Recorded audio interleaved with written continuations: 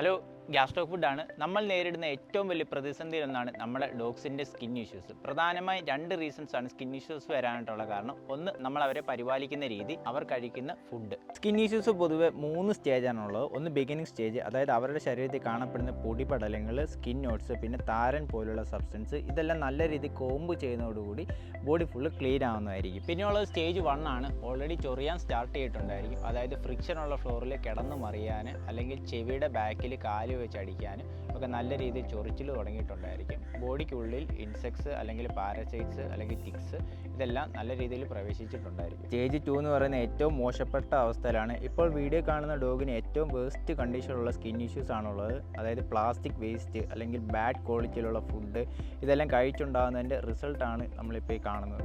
ഇതിന് പ്രധാനമായി 2 സൊല്യൂഷനാണുള്ളത്. ഒന്ന്, അവരെ എല്ലാ ദിവസവും നല്ല രീതിയിൽ കോമ്പ് ചെയ്യുക, അവരെ നോക്കുന്ന കാര്യത്തിൽ എല്ലാ ദിവസവും നല്ലൊരു ടൈം ഇൻവെസ്റ്റ് ചെയ്യുക എന്നുള്ളതാണ്. 2, അവർക്ക് പ്യൂർ ഓർഗാനിക് ഫ്രഷ് ഫുഡ് ലഭിക്കുക. അതോടുകൂടി അവരുടെ നാച്ചുറലായിട്ടുള്ള സ്കിൻ ഇഷ്യൂസ് മാറുന്നത് മാത്രമല്ല, അവരുടെ ലൈഫ് സ്പാൻ്റെ ലെങ്ത് ഓട്ടോമാറ്റിക്കലി കൂടുന്നതായിരിക്കും.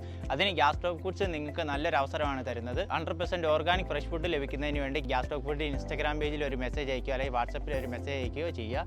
അപ്പോൾ താങ്ക് യു ഗൈസ്.